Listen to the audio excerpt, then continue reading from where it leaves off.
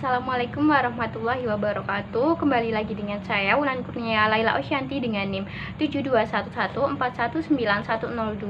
Pada video kali ini saya akan menerangkan bab 8 dengan materi informasi dalam praktik. Materi pertama ada informasi sebagai salah satu faktor penting penentu keberhasilan. Dalam aktivitas penting penentu keberhasilan atau kegagalan sebuah organisasi adalah CSF. Ketika manajemen sebuah perusahaan menjalankan konsep CSF, maka akan memutuskan perhatian pada pengidentifikasian CSF dan kemudian memonitor sampai seberapa jauh mereka telah mencapainya. Berikutnya ada sistem pemrosesan transaksi. Sistem pemrosesan transaksi digunakan untuk menjelaskan sistem informasi dan mengumpulkan data yang menguraikan aktivitas perusahaan, mengubah data menjadi informasi, dan menyediakan informasi tersebut bagi para pengguna yang terdapat di dalam maupun di luar perusahaan. Kemudian selanjutnya ada tinjauan sistem. Sistem distribusi adalah sebuah sistem pemrosesan transaksi yang digunakan oleh perusahaan distribusi. Perusahaan distribusi mendistribusikan produk atau layanan kepada pelanggan mereka.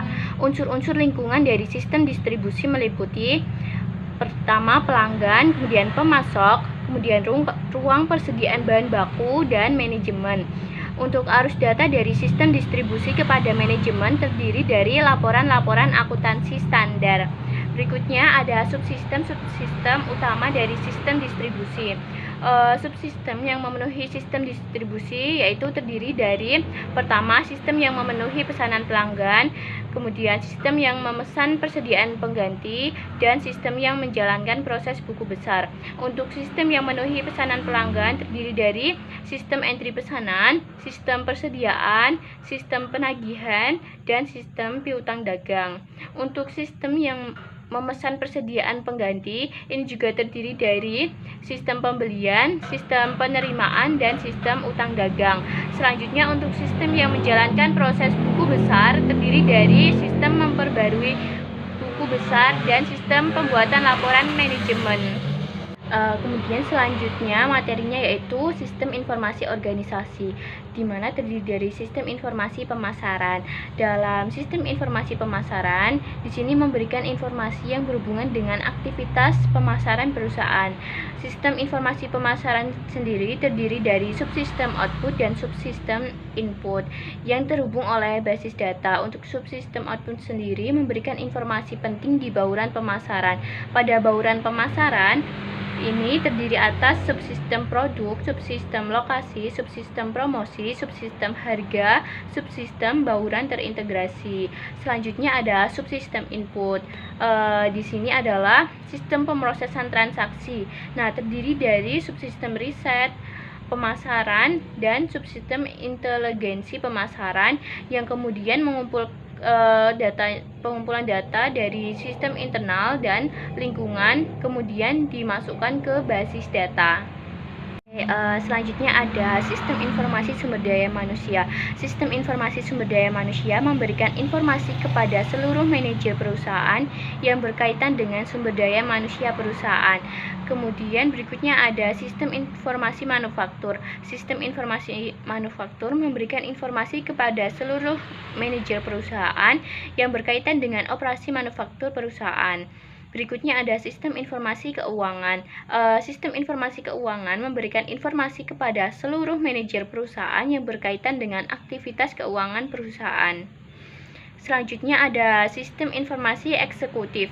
Sistem informasi eksekutif memberikan informasi kepada para manajer di tingkat yang lebih tinggi atas kinerja perusahaan secara keseluruhan.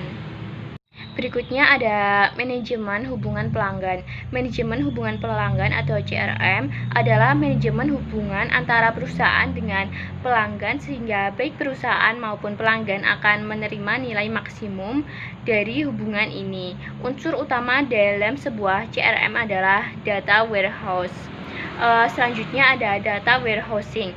Di sini terdiri dari karakteristik dan warehousing.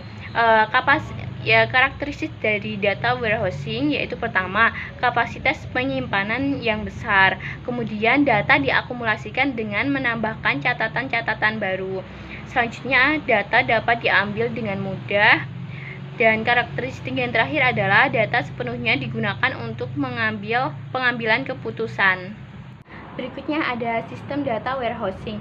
Data warehouse merupakan bagian utama dari data warehousing yang memasukkan data ke dalam gudang, mengubah isinya menjadi informasi, dan menyediakan informasi tersebut kepada para pengguna. Selanjutnya mengenai bagaimana data disimpan dalam tempat penyimpanan data warehouse. Data dalam suatu basis data disimpan bersama dalam suatu lokasi yang berbentuk tabel. Data tersebut meliputi data pengidentifikasian, data deskriptif, dan kuantitatif. Dalam tempat penyimpanan data warehouse terdapat dua jenis tabel yang disimpan dalam tabel-tabel terpisah. Tabel data akan digabungkan untuk menghasilkan suatu paket informasi. Oke, kemudian ini contohnya dari tabel dimensi, tabel fakta, dan skema bintang.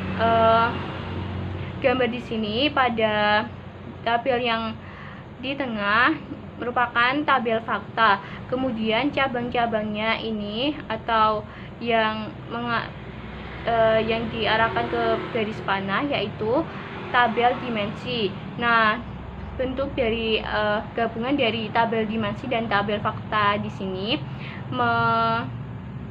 menggambarkan skema bintang atau membentuk skema bintang, di mana cabang-cabang tersebut seperti bintang gitu, jadi disebut skema bintang. Berikutnya mengenai penyampaian informasi.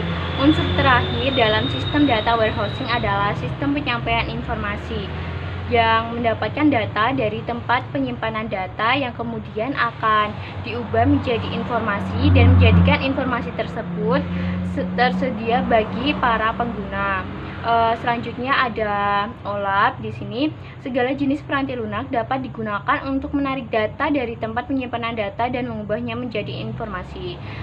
Kemudian untuk suatu peranti lunak yang secara khusus dikembangkan untuk data warehouse itu adalah OLAP. Pendekatan dari OLAP sendiri terdiri dari dua, yaitu pertama rollup dan yang kedua adalah mollup. Untuk rollup menggunakan suatu sistem manajemen basis data relasional standar. Kemudian untuk mollup menggunakan suatu sistem manajemen basis data khusus multidimensional. Berikutnya ada data mining. Data mining adalah proses menentukan hubungan dalam data yang tidak diketahui oleh pengguna. Terdapat dua cara dasar dalam melakukan data mining, yaitu pertama verifikasi hipotesis dan yang kedua adalah penemuan pengetahuan. Oke, sekian dari pemaparan materi dari saya. Kurang lebihnya mohon maaf. Terima kasih yang telah menonton video saya.